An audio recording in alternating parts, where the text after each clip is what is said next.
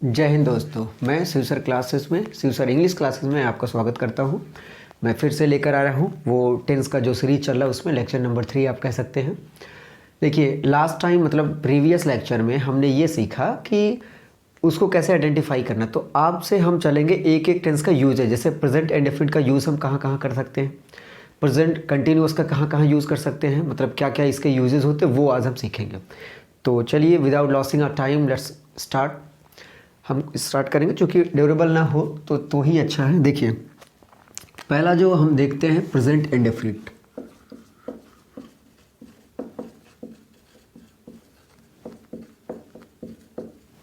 Present indefinite tense. देखिए, present this is the point of time and tense is the verb forms and indefinite tense आपको पता है कि do दिखाता है। तो अगर हम शॉर्ट में समझे तो इसका जो हमने आपको हेल्पिंग वर्ब बताया था वो क्या होता है, डू होता है और डज होता है। ये बेस फॉर्म है और ये बेस फॉर्म सभी प्लरल के लिए, मतलब प्लरल जो सब्जेक्ट होते हैं वो डज हम सिंगुलर के लिए लगाते हैं, ठीक। और जो नोट में अगर हम देखें तो ई एस और एस का यूज़ होता है। देखिए, हम क्या करते हैं, जैसे ये बेस फॉर्म है प्लरल के लिए लगता है, लेकिन अगर सिंगुलर आता है तो हमें बेस फॉर्म से सिंगुलर वर्ब फॉर्म को बनाना पड़ता है, जैसे कि हमने लास्ट वीडियो में देखा था। तो यस हमें लगाना पड़ेगा। जैसे ये डू पहले हमने बताया था कि ये डू क्या है, पहले ये जो डू है जो हमने डज बनाया ये डू से ही बनाया है, क्योंकि ये बेस फॉर्म है प्लरल के लिए यूज़ होता है। लेकिन हमें क्या चाहिए, singular form of the verb का हमें सिंगुलर फॉर्म चाहिए। तो हमने क्या यूज़ कर दिया, ई एस लगा के डज बना दिया। तो हम लोग क्या करने लगे, इसे सिंगुलर के साथ यूज़ करने लगे और इसे प्लरल के साथ यूज़ करने लगे, और इसे हम किसके साथ यूज़ करने लगे, सिंगुलर। मतलब कि हर एक वर्ब दो फॉर्म में होता है, एक तो बेस फॉर्म होता है, एक सिंगुलर फॉर्म होता है। बेस फॉर्म मतलब प्लरल फॉर्म आप कह लीजिए, हालांकि प्लरल ना कहना ठीक है। तो ये प्लरल फॉर्म है, इसका बेस फॉर्म, ये मतलब ये बेस फॉर्म से हमने सिंगुलर फॉर्म बना दिया, यही है।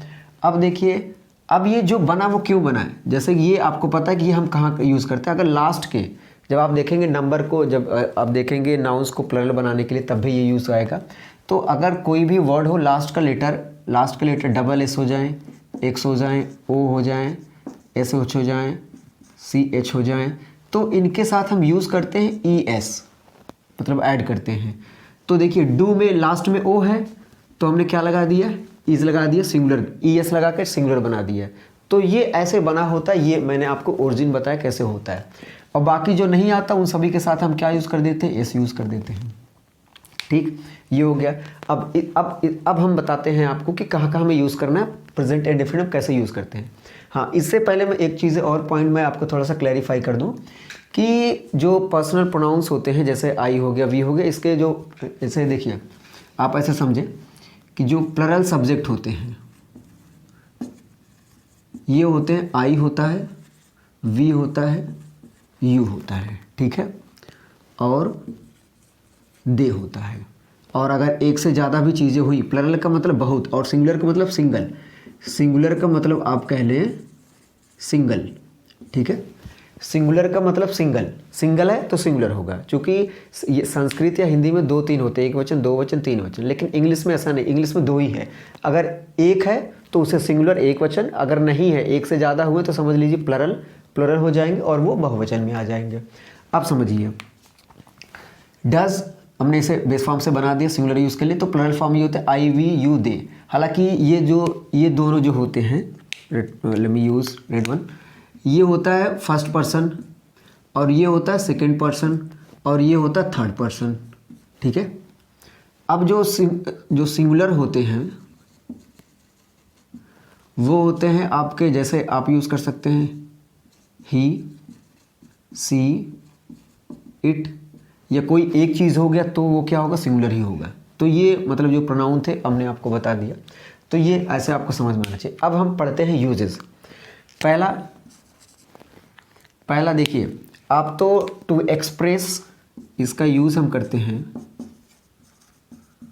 To express frequent action. अब आप कहेंगे सर ये फ्रीक्वेंट एक्शन क्या है, तो मैं आपको बताना चाहूँगा, फ्रीक्वेंट एक्शन का मतलब होता है जो निरंतर हो, लगातार हो। आप ये कह लें हैबिचुअल, हैबिचुअल थिंग्स को, मतलब जो आप रोज़ करते हैं, ठीक है, ठीक है, फ्रिक्वेंट एक्शन जिसे बोला जाता है। जैसे एग्जांपल में आप कह सकते हैं ही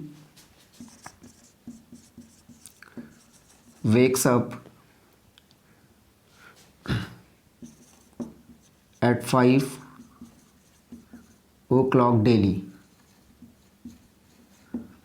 तो वो रोज 5 बजे उठता, रोज उठता है, ये होता फ्रिक्वेंट एक्शन। अब फ्रिक्वेंट एक्शन के लिए हम क्या करते हैं, प्रेजेंट इंडेफिनिट का यूज करते हैं। जैसे ही गोज टू स्कूल डेली, या ये कह लीजिए they play football every day. ठीक, ऐसी जगह पे हमें यूज़ करना है, मतलब ही वेक्स अप एट। और दूसरा आप कह सकते हैं, दूसरा हम कहाँ लिखें, यहाँ से हम स्टार्ट करते हैं। दूसरा पॉइंट आप ऐसे समझ सकते हैं, to express general truth, to use general truth. अब जनरल ट्रूथ क्या होता है, जनरल ट्रूथ का मतलब वो universal truth that can not be changed anyhow, जो बदल नहीं सकता किसी भी सूरत में। जैसे आप कह लें sun rises in the east, sun rises in the east,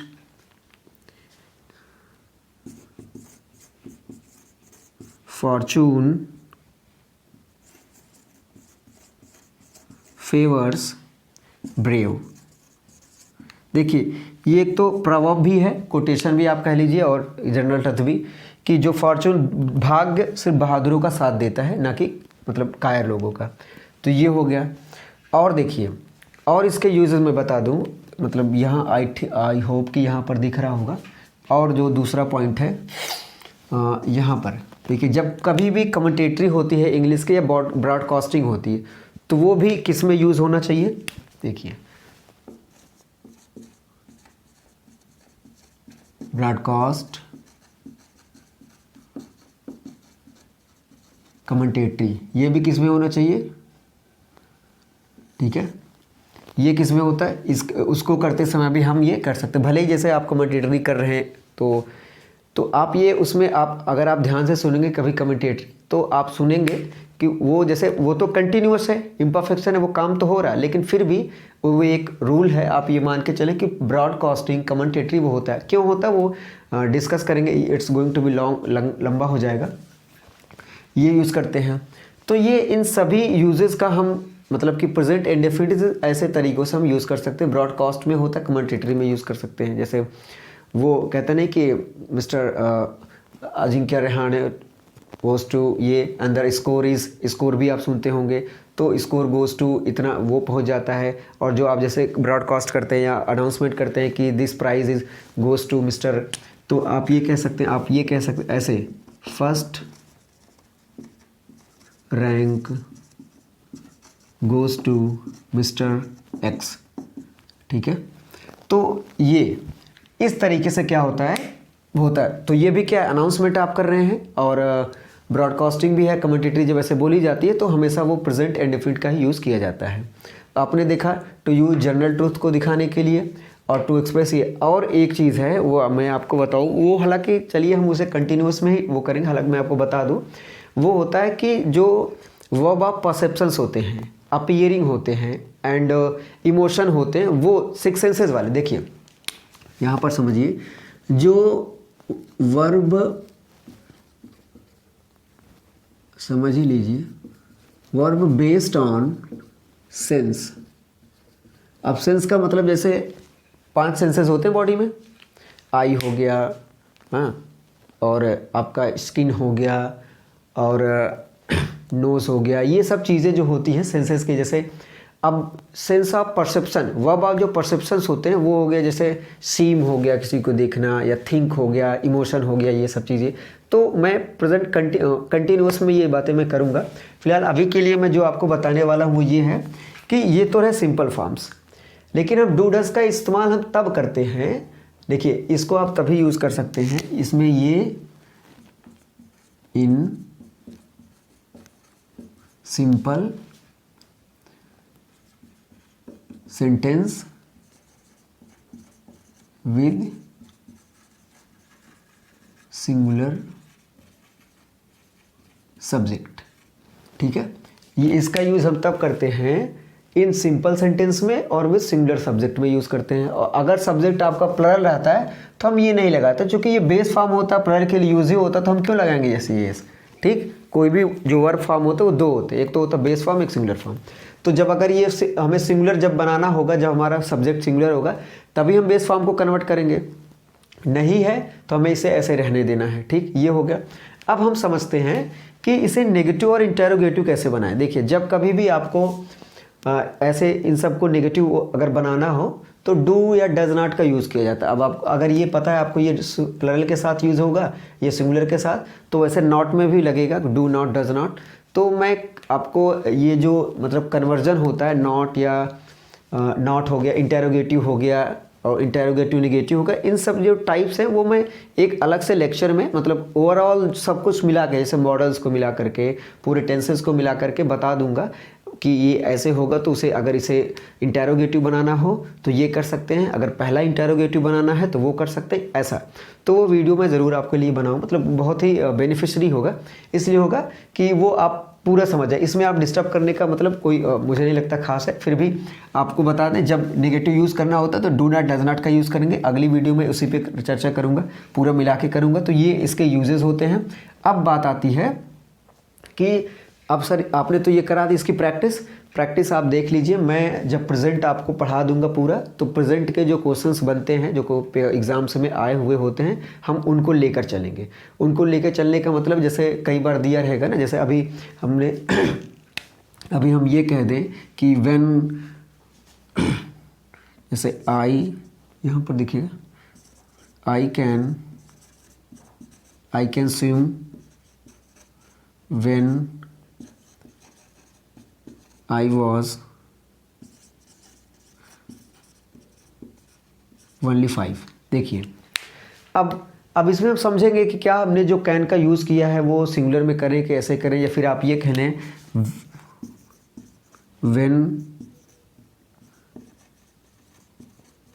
when the weather was cold I wear monkey cap. I hope कि दिख रहा होगा, ठीक है। नहीं दिख रहा तो मैं बोल भी रहा हूँ। देखिए अभी मैं ये इसके एग्जांपल में मतलब कैसे यूज़ करेंगे, कैसे हम सीखेंगे, इसकी प्रैक्टिस कैसे करनी है वो। I can swim when I was only 5, मतलब जब मैं 5 साल का था तभी मैं तैर सकता था। लेकिन अब यहाँ पर जो होना चाहिए था कि व्हेन आई वॉज 5 ओनली 5, इसका मतलब ये पास्ट में चला जाना चाहिए था। ये भी क्यों?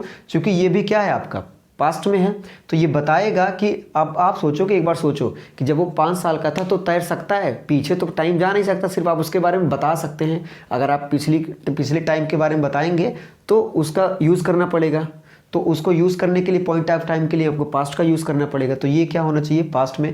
देखिए आई वॉज 5, इसे ऐसे समझिए, जो मैंने आपको बताया था कि वर्ब के फॉर्म्स होते हैं और प्रेजेंट और पास्ट क्या होता है, पॉइंट ऑफ टाइम होता है।